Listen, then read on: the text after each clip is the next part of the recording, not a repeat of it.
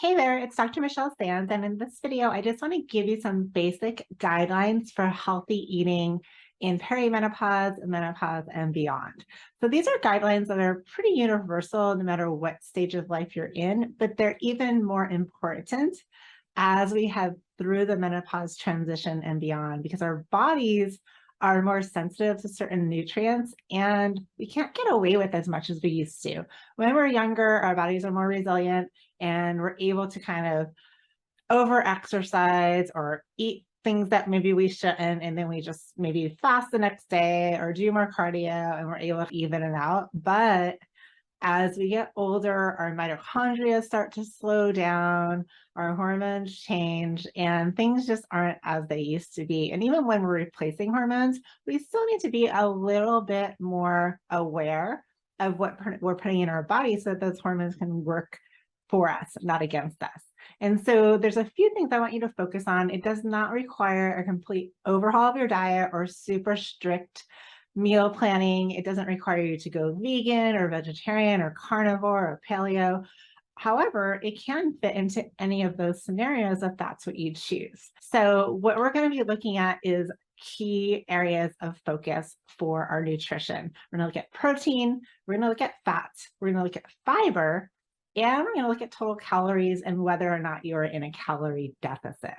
So if you are looking to lose weight, then you want to be burning more calories than you're taking in, and that's what we call a calorie deficit. Now, you may already know approximately how many calories you need to eat per day and what that looks like for you, but some of you might have no idea.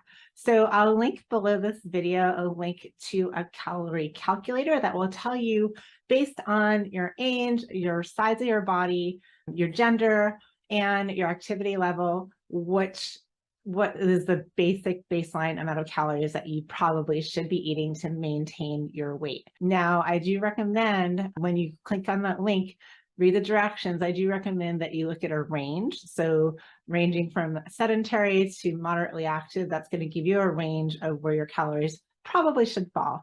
Now, it's not going to be perfect for everybody, and so you do want to try it in your lifestyle. So once you know your total amount of calories, what do you eat in those calories? Well, you can totally eat 2,000 calories of McDonald's French fries, or you can eat 2,000 calories of broccoli, and you're going to have a very different results in the way your body looks. However, so the calories, the quality of food matters, not just the quantity of food. So calories is like the quantity of food, and then your macronutrients, that is what's in the food. And then even one step further is the quality of that food. You can have a steak and it can be conventionally raised and it can have a lot more of the inflammatory fats and omega-6s than if you have a grass-fed steak that has more nutrients in it, a higher level of the anti-inflammatory compounds like the omega-3s, and more vitamins and minerals. So they're both the same, but they're different.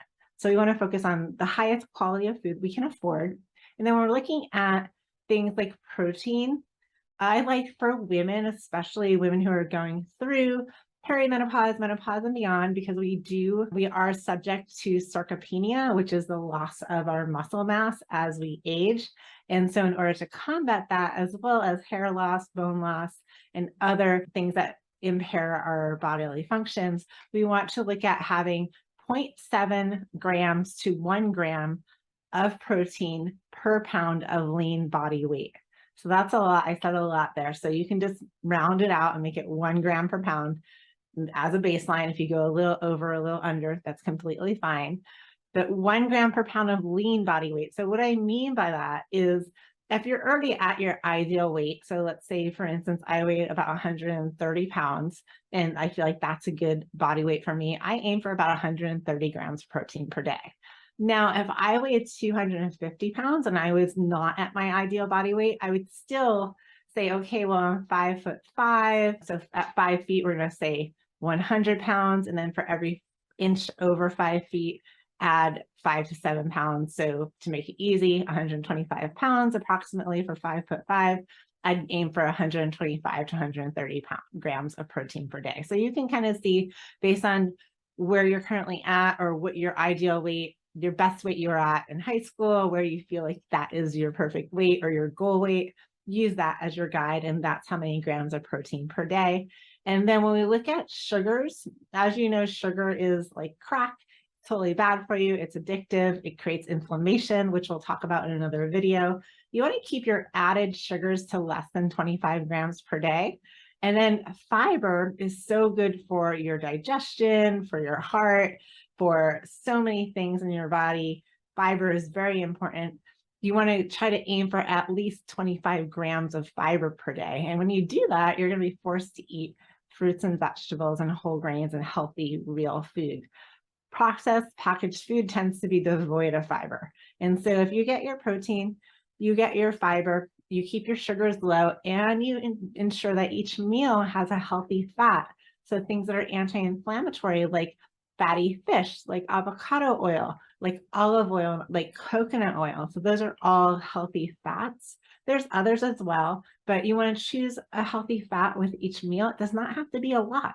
It can literally be the size of a thumb. So if you have avocado, it could be a quarter of avocado. It can be a couple of tablespoons of oil, but you want to make sure that you do have some, because the fats are going to be extremely important for hydration of your skin, for vaginal hydration, for brain health, for reducing hot flashes, and ensuring that you do have omega-3 fatty acids that are found in things like salmon and sardines at least twice a week. And if you don't, supplementing with an omega-3 supplement. So those are kind of your guidelines.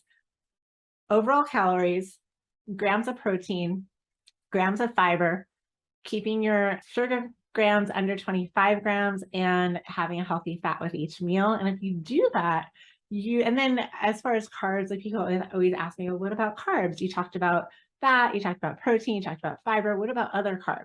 Well, I don't restrict carbs. I don't say you can't have them, but you can fit them in after you've already gotten your protein quota, you've gotten your fiber quota, you've gotten a fat with each meal. So now whatever is left, those can be carbs, but aim for the healthy carbs, the slow burning carbs, things like lentils, things like carrots, sweet potatoes. Stay away from the cakes and the cookies and the crackers and things like that that are going to just pile on the pounds, increase your blood sugar, and therefore increase inflammation. And we'll talk about why that is in another video, but I just wanted to give you these guidelines so you can start fashioning your meal plan around that. So thanks so much. Hopefully that's helpful, and I'll talk to you in the next video.